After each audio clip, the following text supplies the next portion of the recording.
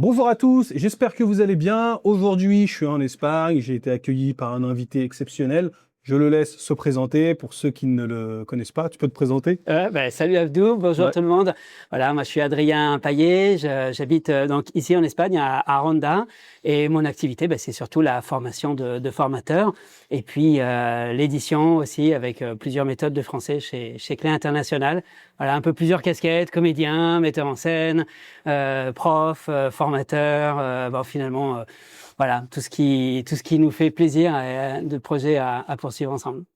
Alors, ici, on a une thématique qui est assez chère à mon cœur parce que depuis qu'on est petit, le monde évolue et il faut que nos cours de FLE aussi évoluent. La classe d'il y a 50 ans, j'imagine qu'elle a un peu évolué. Enfin, elle se doit de changer parce qu'aujourd'hui, on a plein de gens qui scrollent. Le temps d'attention, il est vraiment réduit. Et là, avec Adrien, on va essayer de voir comment on peut améliorer notre pratique, comment on peut dynamiser un peu nos cours, etc., etc. Pour répondre à cette question, Adrien a plusieurs cartes là sur la table. Vous ne les voyez pas, mais il y en a plein.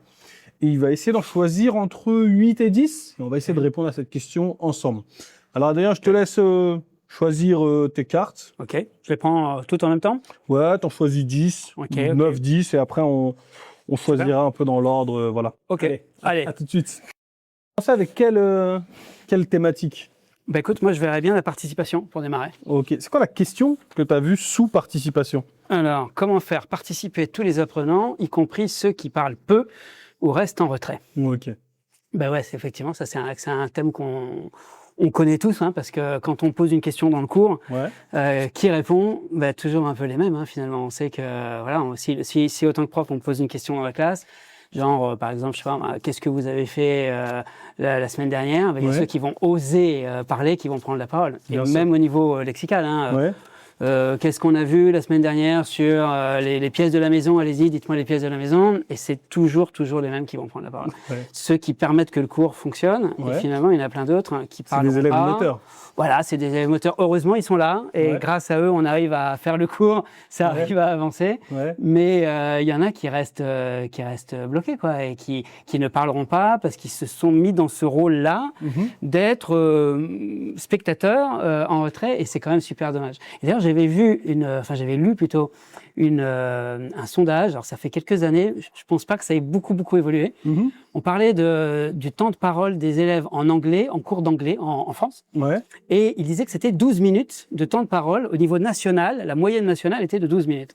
Alors, Abdou, à ton avis, c'est 12 minutes par jour, par heure, par semaine, par mois, par année? 12 minutes de temps de parole en anglais, en cours d'anglais, t'en penses quoi? Si c'était moi, ça aurait été 12 minutes par... Si c'était moi le prof, ça aurait été 12 minutes par heure. Après, éducation nationale, moi, je suis pas dans leur réalité. Je dirais peut-être 12 minutes par toutes les... Waouh.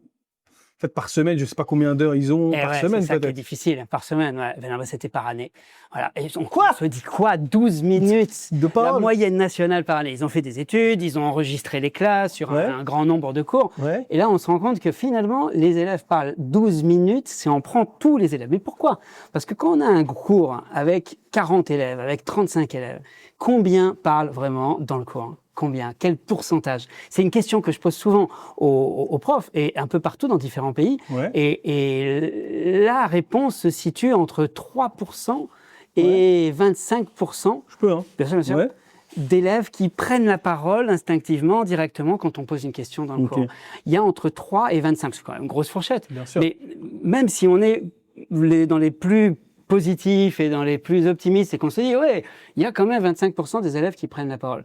Ça veut dire qu'il y a quand même 3/4 qui ne prennent pas la parole. Voilà. Et c'est ça qui fait ces chiffres complètement aberrants. C'est qu'en fait, il y en a très peu sur les 30, sur les 40 qui réellement s'investissent. Et au final, on arrive avec des proportions comme ça aussi hallucinantes que 12 minutes de temps de parole par an. Finalement, je pense que un peu tout le monde, parce que il n'y a pas forcément de faute déjà. Hein, c'est pas déjà, et ça c'est une chose importante. La timidité, par exemple, qui peut faire qu'un élève ne parle pas, n'est pas un défaut. C'est pas un défaut d'être timide. On peut très bien être timide, mais il faut pas que ça devienne un peu une excuse en fait de pas participer aussi finalement. je pense que chacun trouve son rôle. Le cancre a son rôle, il fait rire, il perturbe la classe et il a trouvé sa place dans le groupe en étant cancre. Ouais. Le bon élève a son rôle parce qu'il participe et il fait avancer le cours. Ouais. L'élève passif a son rôle aussi en quelque sorte dans le cours, dans l'équilibre du groupe. Mais je pense que c'est ça qui est important de casser, cet équilibre-là où chacun a sa place et finalement celui qui ne fait rien ne fera jamais rien. Je pense que c'est quand même dommage, tu vois. Bien sûr. Donc il y a des techniques d'animation qui nous permettent de faire parler davantage les élèves, de les mettre dans des situations où ils sont davantage actifs et où on n'est pas, nous, à poser une question à un groupe classe où on sait que c'est toujours les mêmes qui répondent, mais vraiment à aller vers eux. Donc déjà, je pense que la circulation, tout simplement dans la classe, le fait de circuler davantage... Qui ça, le prof? Le prof. Okay. Je vois beaucoup de profs qui restent quand même beaucoup derrière le bureau et qui lancent des questions à la classe. Il n'y a que ceux qui répondent habituellement qui seront là. Alors que s'il circule un petit peu plus, s'il est plus là, et s'il lance aussi, par exemple, des petites balles, je ne sais pas si tu as déjà fait ça, avec des petites balles en mousse. Par exemple, moi, j'avais souvent ma balle dans la main, comme ça. Et ils savent que je vais poser des questions sur ce qu'on a vu le cours précédent. Et je joue un peu avec ma balle, je l'ai dans la main.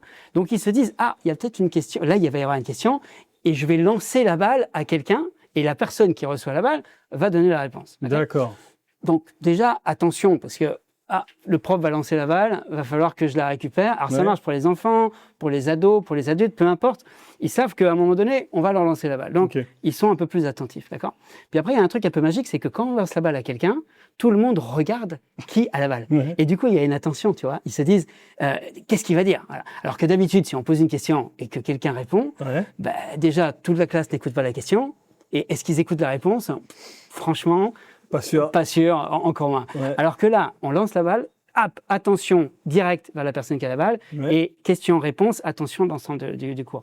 Alors ça, c'est une petite technique toute simple qui permet de vraiment, au lieu de nommer les élèves, depuis son bureau, de les interroger, une dimension un peu plus ludique, de circuler un petit peu plus et alors on va pas lancer au bout du cours, hein, c'est pas non plus voilà. On va s'avancer, on va le lancer et hop, il va la récupérer. Dès que j'ai la balle dans les mains, je parle, j'ai la parole. Obligatoire ou pas ? Alors, si je sais pas, je peux relancer la balle au professeur. Dans un premier temps, moi, je conseille toujours au prof de relancer au professeur. Parce que s'il relance à quelqu'un d'autre, c'est là où ça peut dégénérer. Avec un groupe d'ados super excités, super énervés, on lance la balle, il veut relancer la balle à un collègue, il la lance trop fort dans la tête, etc. Et là, ça peut se dégénérer. Donc, c'est important qu'on lance la balle à l'élève et l'élève nous relance la balle en retour. Et après, hop, on va relancer la balle à un deuxième élève s'il n'a pas la réponse, etc. Ok, c'est super. Par contre, moi, j'ai une question par rapport à la répartition. Pourquoi c'est mauvais déjà de nommer un élève ? Non, c'est pas mauvais. En soi, c'est pas mauvais de le nommer, mais on est dans dans une démarche très scolaire, d'interrogation, qui fait peur aussi à certains élèves de il y a mon nom, tout le monde a entendu mon nom, et maintenant ça va être à moi de parler. Ça peut créer parfois une certaine peur ou une certaine distance, alors que la dimension ludique d'avoir une petite balle en mousse et de lui lancer fait que tiens, j'ai la balle, donc j'ai la parole. En fait, c'est la règle du jeu. Quand tu as la balle, tu parles. Et du coup, ça, on peut pas être contre parce que il y a pas de jeu sans règles. Donc on est bien obligé d'accepter de parler parce que ça fait partie du jeu. Hop, j'ai la balle. C'est comme si on avait une roue. En cours virtuel, souvent, on utilise des roues virtuelles et hop, la roue s'arrête et ça tombe sur mon prénom. C'est à moi de le faire. C'est cette dimension ludique qui fait que, tiens, finalement, ça crée le petit déclic pour participer. Mais il n'y a rien de mal. Ça fait moins évaluation. Ça fait moins évaluation. Il n'y a rien de mal à nommer la personne. Ok. Moi, j'ai une autre question, mais beaucoup plus profonde. Tu vois, bien sûr. Pourquoi aujourd'hui, tu as des élèves en fait, qui sont timides dans la vie, qui ne le sont pas forcément en classe. Pourquoi un élève a parfois peur de parler en classe ? C'est quoi ? C'est le regard des autres ? C'est le prof qui n'a pas fait le taf avant de briser la glace ? C'est le climat qui n'est pas safe ? Ou c'est juste l'élève qui est comme ça et peu importe qui on est, on n'y peut rien, tu vois. Alors, encore une fois, d'être timide ou de ne pas se sentir à l'aise, c'est pas une faute. Il n'y a rien de fautif à ça. Il faut qu'il prenne son temps pour se sentir bien. Moi, je pense que la première des choses et le premier objectif à faire en classe, c'est vraiment, comme tu dis, c'est vraiment de créer la cohésion de groupe. Parce que si on n'a pas la cohésion de groupe, ça ne va pas marcher. Ils ne vont pas oser prendre la parole. Moi, je me rappelle, je n'étais pas un bon élève quand j'étais au collège. Et clairement fanfare. Et en cours d'anglais, un jour, il y a le prof qui dit qu'est-ce que ça veut dire birthplace? Et alors moi, j'avais entendu bird place, tu vois. Et alors du coup, je lève le doigt et je dis la place aux oiseaux. Et là, tout le monde s'est foutu de ma gueule parce que j'avais dit la place aux oiseaux au lieu le lieu de naissance. Et personne, finalement, avait repéré que j'avais appris bird et place. Non. Et du coup, comme tout le monde s'était moqué, bah, je ne pouvais plus reprendre la parole à cause de ça. À cause de ça. On s'était moqué de moi, tout le monde avait rigolé, je m'étais senti super mal à l'aise et après, j'avais plus reparlé. En cours d'anglais, c'était fini. Donc, tu vois, là, vraiment, la cohésion de groupe, la confiance qu'on va avoir avec les élèves, avec le prof, c'est indispensable pour qu'on ose faire des erreurs. On va en reparler avec la carte erreur, c'est sûr, mais pour qu'on ose faire des erreurs, il faut se sentir un minimum à l'aise. Et pour ça, il va y avoir des jeux à mettre en place, des activités à mettre en place qui permettent aux élèves de se sentir suffisamment à l'aise entre eux. Jouer ensemble, proposer, faire des propositions, se tromper, réessayer, mais sans qu'il y ait vraiment de fautes, d'erreurs, de losers, de fautifs, vraiment quelque chose de positif entre nous à travers des petits jeux très simples. J'en développe beaucoup dans Activité théâtrale en classe de langue, mon premier bouquin chez Clé. Ce sont vraiment des petits jeux de ce que j'appelle de dynamisation qui permettent de créer cette cohésion de groupe qui est vraiment indispensable à toute activité. Parce que s'ils n'osent pas lever le doigt, s'ils n'osent pas participer, ils vont se retrouver dans cette posture passive et ils n'apprendront pas non plus leurs erreurs. Ils pratiqueront pas non plus. Maintenant, j'ai envie de te demander des exemples de jeux, mais juste avant, j'aimerais te poser une question par rapport à la réaction que les élèves ont eue. Pour toi, aujourd'hui, si ça arrive à un prof, la chose qui t'est arrivée là, tu te trompes, toute la classe rigole, c'est quoi la bonne réaction que le prof devrait avoir? Dire, c'est bien, t'as appris machin et machin, ou arrêtez de rigoler, bande de cons. Non, je pense que c'est plutôt le premier. En fait, c'est quand même plus, plutôt que, voilà, on va pas insulter les autres non plus. Je pense que c'est vraiment sur la réussite, en fait, se focaliser un petit peu sur ce qu'il a réussi. C'est super, tu connais oiseau, c'est très bien. On va réviser un petit peu, vous rappelez les autres animaux d'ailleurs, qu'est-ce qu'on connaît aussi, ça. Ok, donc ça, oiseau, c'est très bien. Sert de l'erreur pour approfondir peut-être une nouvelle thématique, mais pas dire non, c'est faux, je t'avais pas demandé ça, mais plutôt partir. En fait, je pense qu'il faut partir de l'élève, partir de ses erreurs, partir de ses réussites, partir de ses goûts, de ses centres d'intérêt. Souvent, on veut motiver les élèves au français, alors qu'en fait, si nous, on s'intéresse à eux et qu'on propose quelque chose vraiment sur leur univers, sur ce qu'ils proposent, c'est vraiment une canne à pêche en permanence de revenir vers eux. Ils vont s'intéresser au français parce qu'en français, on fait des choses qui parlent de nous, qui nous plaisent, qui nous intéressent. Voilà. Et je pense que la motivation, elle naît de là. Bien sûr. Mais après, souvent, il y a quand même un blocage. Il n'y a pas que l'élève timide. Il y a aussi l'élève effectivement, la peur de l'autre, la peur d'être ridicule, surtout chez les ados, elle est quand même très très forte. Bien sûr. Et rien que de se lever de sa chaise, de sortir de son bureau, qui est son espèce de zone de confort, là, son petit bureau devant soi, c'est quand même, on est bien protégé derrière. Et donc rien que de se lever, de marcher, d'aller au tableau pour écrire quelque chose au tableau ou pour dire quelque chose, pire encore devant l'ensemble de la classe, ça peut être terrifiant pour certains élèves, d'accord? Donc, moi, ce que j'ai l'habitude de faire quand je propose des jeux, c'est de changer aussi l'espace et de proposer des nouveaux espaces dans lesquels on n'a pas besoin de faire tout ce déplacement devant tout le monde. Déjà, on va se mettre avec des petits îlots, des petits groupes, c'est déjà moins terrorisant que devant toute la classe. Et si on est en grand groupe, par exemple, admettons, on fait une activité en cercle, je sais que c'est pas toujours facile pour l'espace, mais admettons qu'on fait une activité en cercle, eh bien, je demande à tous les élèves de venir en cercle. Même l'élève qui n'a pas envie de participer, même l'élève qui est super timide, que je sais que peut-être qu'il ne participerait pas aujourd'hui, eh bien, il va quand même être dans le cercle. Pourquoi? Parce que dans le cercle, il a juste un geste à faire ou un pas à faire pour faire finalement l'activité. Même s'il n'avait pas envie ou même s'il râlait, etc., bien, admettons, on a une balle imaginaire, une balle de couleur, et on va se lancer les balles imaginaires de couleurs pour mémoriser le vocabulaire des couleurs qu'on a appris la séance dernière. Et donc, je vais commencer à lancer une balle de couleur. Voilà. Oh, regardez, elle est rouge. Hop, je la lance rouge, rouge, vert. Et ils vont se lancer comme ça des balles de couleurs. Admettons qu'un élève n'a pas du tout envie de participer, se sente mal à l'aise de prendre une balle imaginaire et de la relancer à quelqu'un d'autre. Ben, c'est pas grave. La balle, elle va tomber. Quelqu'un d'autre va la prendre, on va repartir avec le jeu. Faut pas insister. On va pas insister, c'est pas obligé de participer.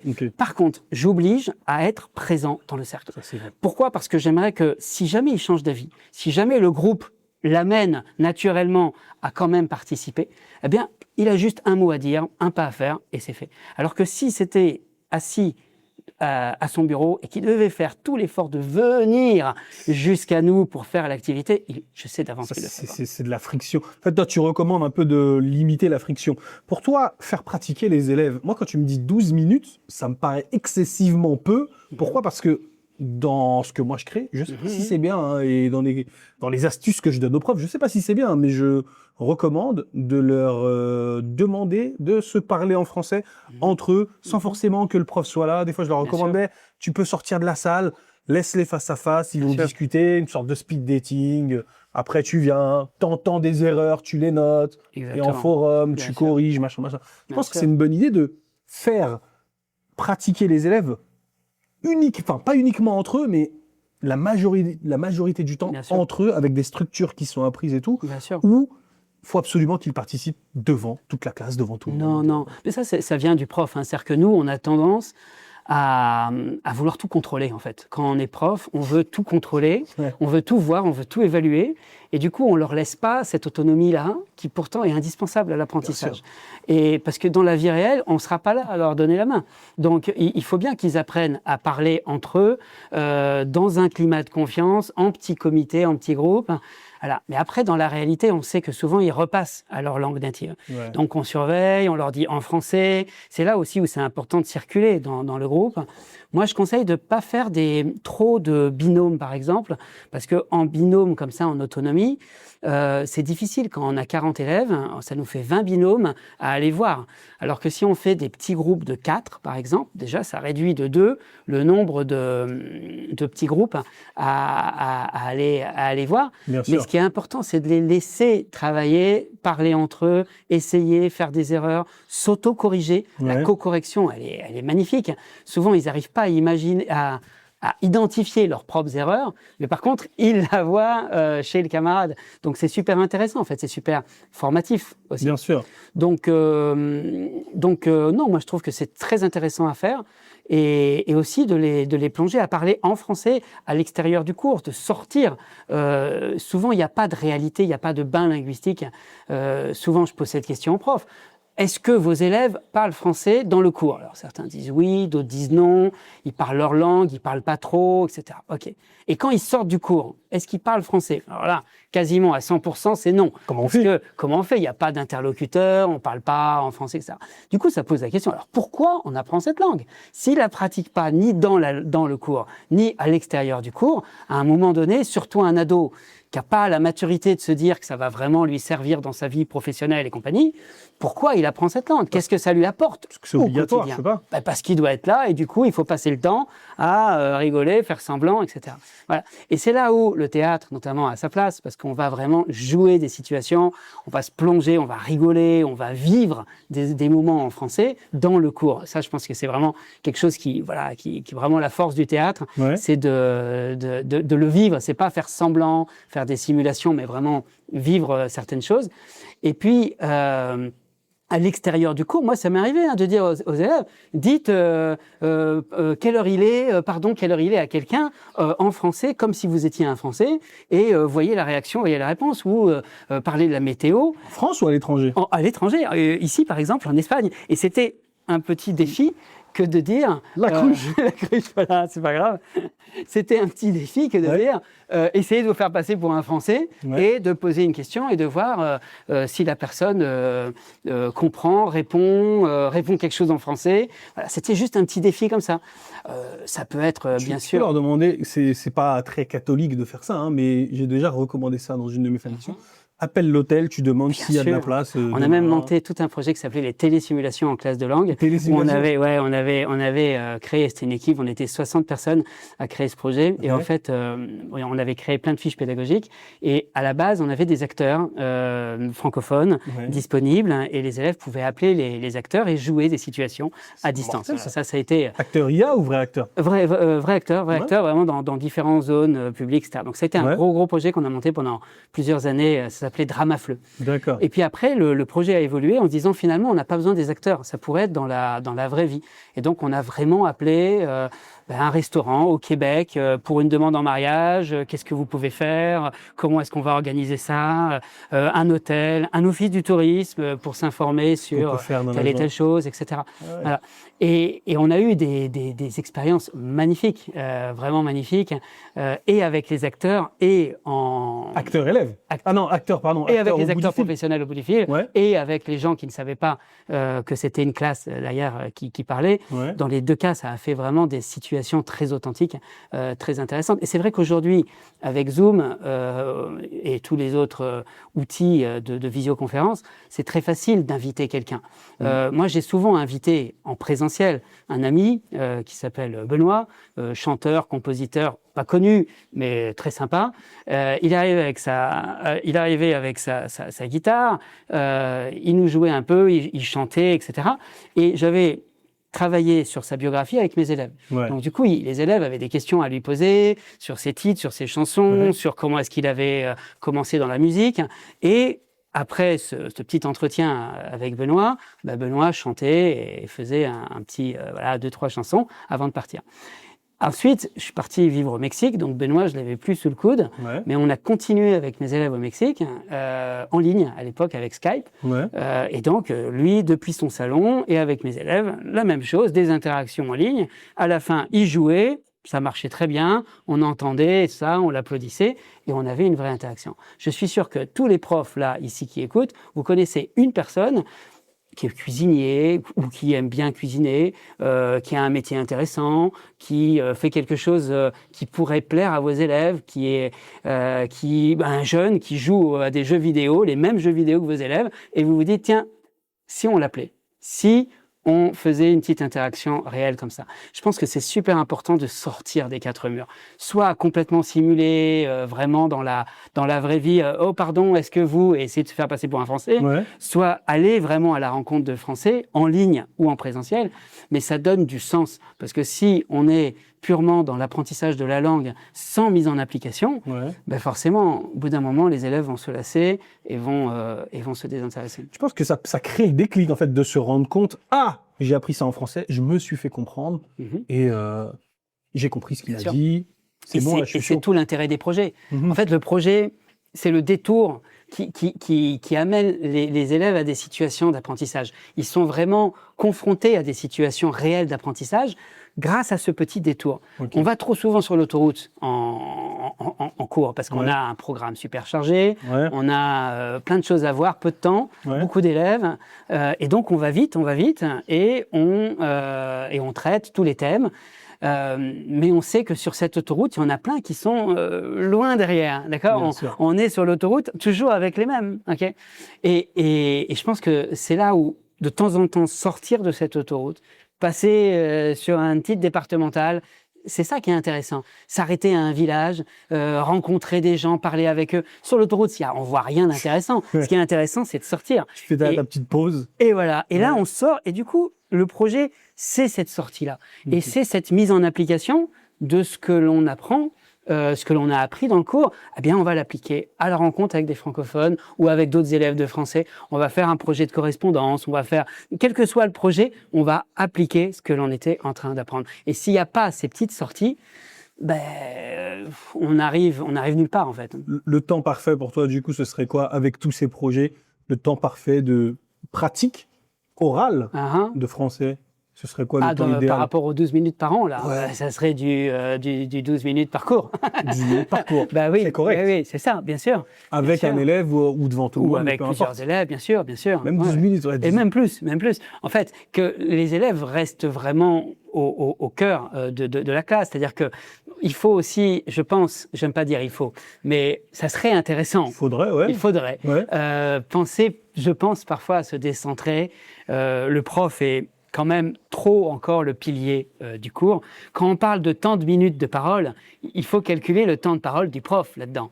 Combien de temps le prof parle en cours? 80, 90, 95%, parfois c'est gigantesque. Et c'est intéressant, et ça, moi, je recommande à tous les profs que je forme en atelier de s'enregistrer, de prendre son téléphone, de le poser sur la table, ou même en caméra, dans une armoire au fond. On filme pas ses élèves, on se filme soi. On voit un peu aussi son comportement gestuel. Est-ce qu'on est trop derrière son bureau? Est-ce qu'on bouge dans tous les sens? Ça, c'est moi. Est-ce qu'on circule dans la classe? Et combien de temps on parle?